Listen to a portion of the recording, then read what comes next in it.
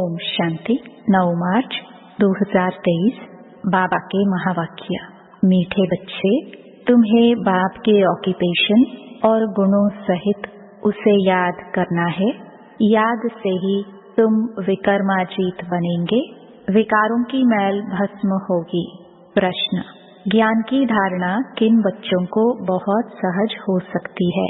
उत्तर: जिनमें कोई भी पुराने उल्टे सुलटे संस्कार नहीं है, जिनकी बुद्धि याद से शुद्ध होती जाती है, उन्हें ज्ञान की बहुत अच्छी धारणा होती है। दूसरा, पवित्र बुद्धि में ही अविनाशी ज्ञान रत्न ठहरेंगे।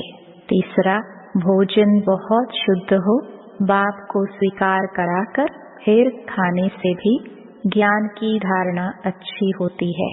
ज्ञान को धारण करते करते तुम मुरलीधर बन जाते हो।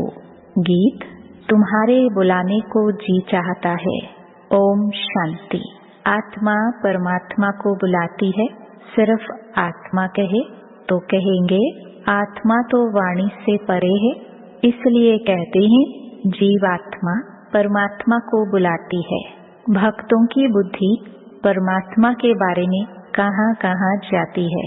कुछ भी मनुष्य समझते नहीं, क्योंकि वह समझते हैं परमात्मा सर्वव्यापी है, तो बुद्धि कहाँ जाए। सर्वव्यापी समझने के कारण कहेंगे सब भगवान के रूप हैं, बुलाते हैं, परंतु बुद्धि में लक्ष्य नहीं है। परमपिता परमात्मा तरफ बुद्धि जाती नहीं है। किसी भी जीव आत्मा की बुद्धि में यह नहीं आता कि हम उस ज्योतिर्लिंगम को याद क्यों करते हैं, वह हमको क्या देते हैं जो हम उनको याद करते हैं। जो बहुत अच्छा देकर जाते हैं उनको याद किया जाता है, उनकी याद जिंदगी भर रहती है। कोई ने पाई पैसा दिया, वह तो लेन देन चलती ही है, परंतु समझो कोई गरीब है, उनको कोई मकान बनाकर देवे या उनकी कन्या को शादी कराने में कोई मदद करता है, तो सारी आयु उनकी याद रहेगी, उनके नाम रूप की याद रहेगी। फलाने ने हमको मकान बनाकर दिया। यहाँ भी तुम बच्चे समझते हो बाप हमको विश्व का मालिक बनाते हैं। मनुष्यों को तो न आत्मा का न परमात्मा का ज्ञान है। आत्मा है सूक्ष्म ते सूक्ष्म, जिसका पता नहीं पड़ता, कब अंदर प्रवेश करती है फिर निकल जाती है। बहुत महीन बातें हैं, उनका साक्षात्कार भी दिव्य दृष्टि से ही देख सकते हैं। वह ब्रह्म कहते हैं तो ब्रह्म का भी साक्षात्कार हो पड़ेगा। अखंड लाइट ही लाइट देखने में आएगी। ब्रह्म तत्व तो जरूर बड़ी रोशनी देखने में आएगी, परंतु परमात्मा कोई वह चीज तो नहीं है ना जो मनुष्य समझ बैठे हैं। तुम बच्चों की भी बुद्धि में आगे लिंग रूप रहता था, अभी तो बुद्धि में है कि वह स्टार है, आत्मा का वही रूप है, दूसरी कोई चीज हो नहीं सकती। परमात्मा भी वही बिंदु रूप है।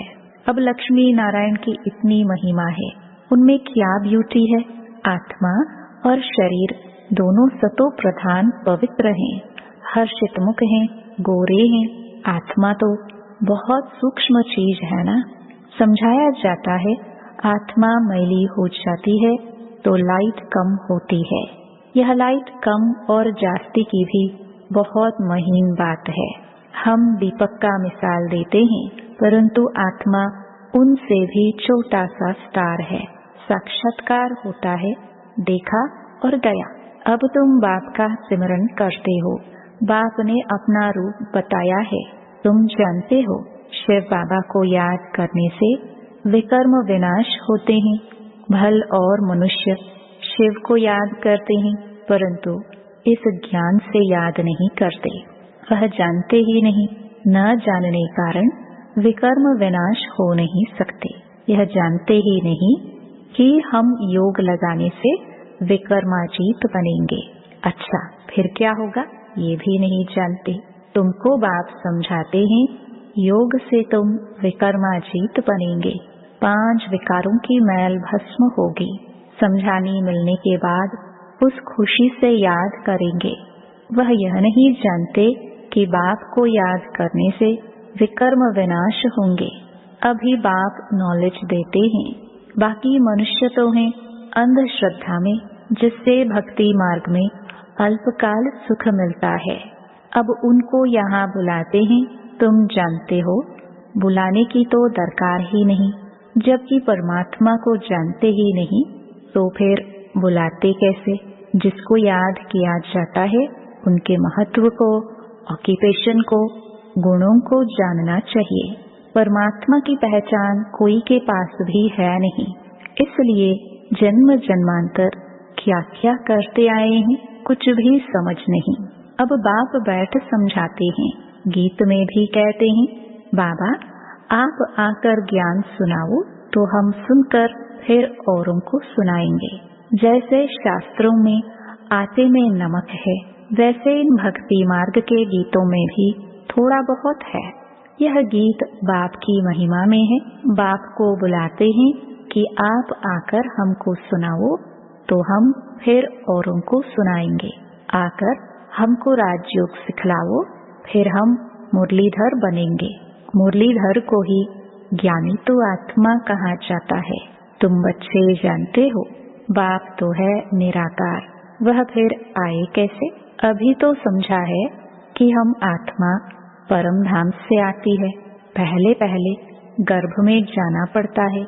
जीव की आत्माएं सब बाप को याद करती हैं, परंतु उनके ऑक्यूपेशन का कुछ भी पता नहीं है। ऐसे ही सिर्फ बुलाते रहते हैं, वह आता ही नहीं। बाप कहते हैं मैं अपने पूरे टाइम पर आता हूँ, जबकि संगम युग शुरू होता है। संगम युग कब आता है? जब रात पूरी हो, दिन होना होता है। संगम युग आया और बाप भी साथ आया। संगम युग पर ही बाप बैठ पढ़ाते हैं। यह सब बातें तुम ब्राह्मण बच्चे ही जानते हो। बाप बैठ समझाते हैं मैं निराकार आऊं कैसे? यह तो कभी कोई ने ख्याल नहीं किया है। अगर कलयुग के अंत में आया होगा तो फिर से आएगा ना। कलयुग अंत और सतयुग आदि के संगम पर आते हैं। जरूर कुछ कार्य करने के लिए आते हैं, जरूर सृष्टि को पावन करने आएंगे। तब कहते हैं कि अब आदि सनातन देवी देवता धर्म स्थापन करने आते हैं। कैसे आते हैं यह भी कोई नहीं जानते हैं। बाप को आकर प्रजा रचनी है, वह राजयोग सिखाना है तो किसको सिखाएंगे? सतयुग आदि में तो है देवता वर्ण, इसके पहले है ब्राह्मण वर्ण, तो जरूर ब्रह्मा तन में आकर ब्राह्मण वर्ण रचना पड़े। ब्रह्मा को कहाँ ही जाता है प्रजापिता। अब वह ब्रह्मा आए कहाँ से? क्या सूक्ष्म वतन से उतर आए? जैसे दिखाते हैं विष्णु अवतरण, ऊपर से गरुड़ पर सवार हो आते हैं। अब विष्णु को तो यहाँ आना नहीं है। विष्णु के दो रूप लक्ष्मी नारायण जो हैं, उन्होंने भी यहाँ इस पढ़ाई से यह पद पाया है। विष्णु के दो रूप लक्ष्मी नारायण ही पालना करते हैं, परंतु ऐसे कोई गरुड़ पर उतरते नहीं है। और फिर वहाँ लक्ष्मी नारायण की आत्मा कोई इकट्ठी नहीं आती है। पहले नारायण की आत्मा आएगी, फिर लक्ष्मी की आएगी। स्वयंवर करेंगे तब विष्णु युगल रूप कहलाएंगे। राधे कृष्ण बरोबर विष्णु के दो रूप हैं। छोटेपन भी दिखाना पड़े ना। यह बातें और कोई नहीं जानते हैं।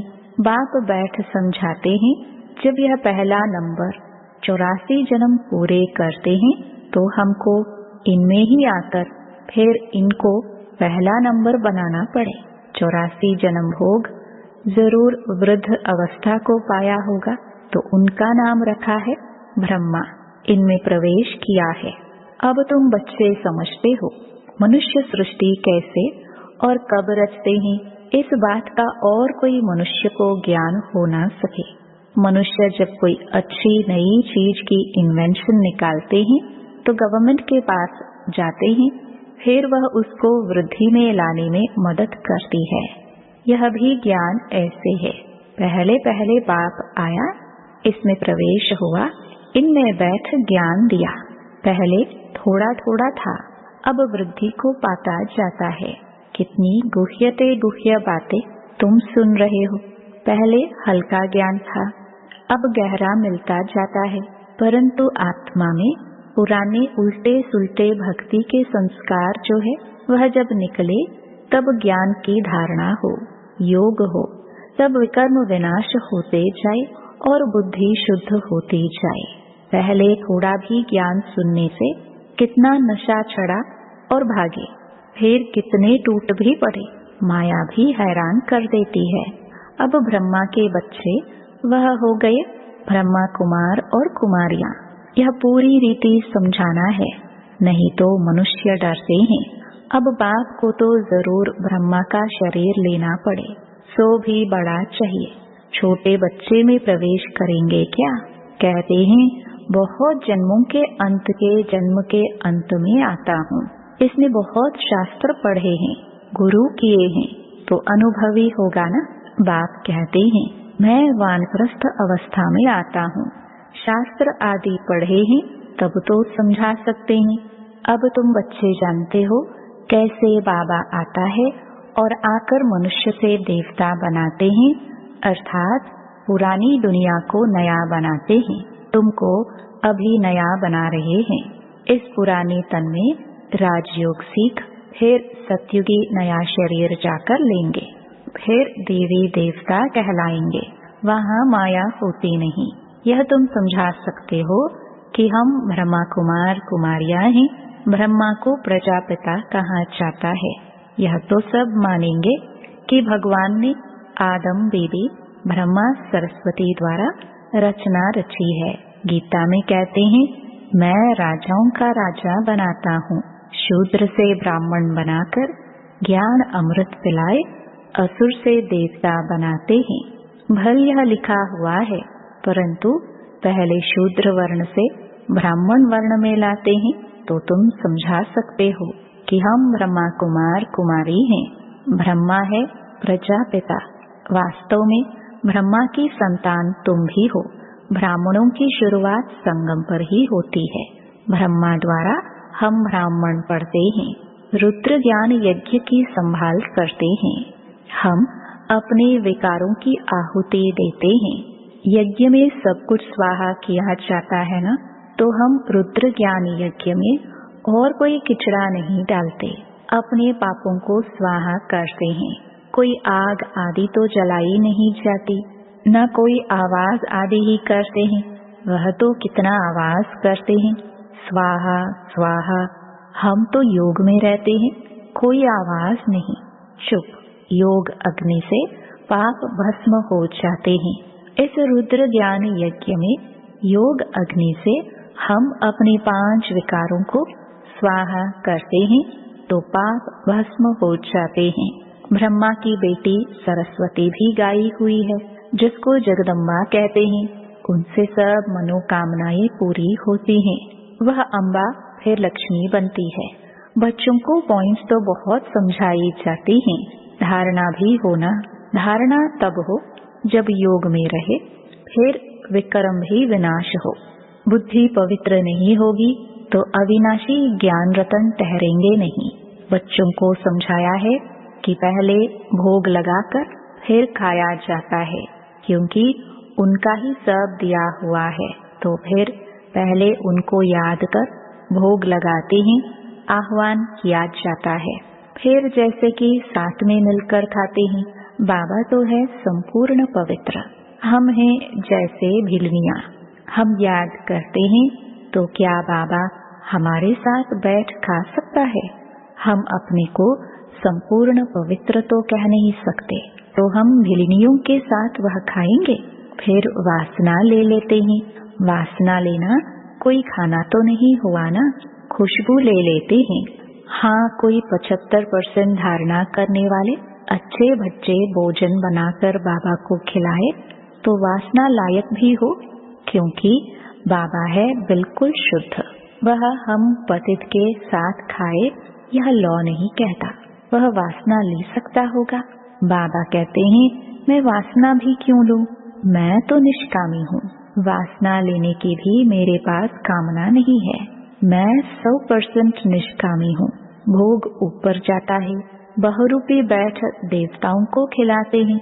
देवताएं चाहते हैं हम ब्रह्मा भोजन खाए तो बाबा मम्मा और फिर ऊपर से देवताओं की आत्मा आती है, वह बैठ खाती है।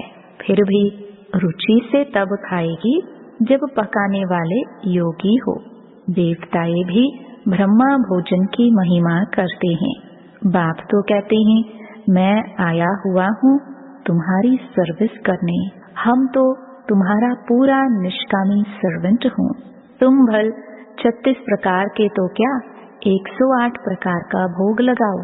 भक्तों ने ही भोग लगाया और भक्तों ने ही बांट कर खाया। भगवान निष्कामी है तो भी ऑफर करना चाहिए।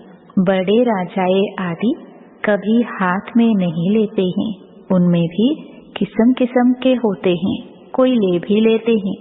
बाबा का राजाओं आदि से कनेक्शन रहा है ना, तो हम बाबा को भोग लगाते हैं।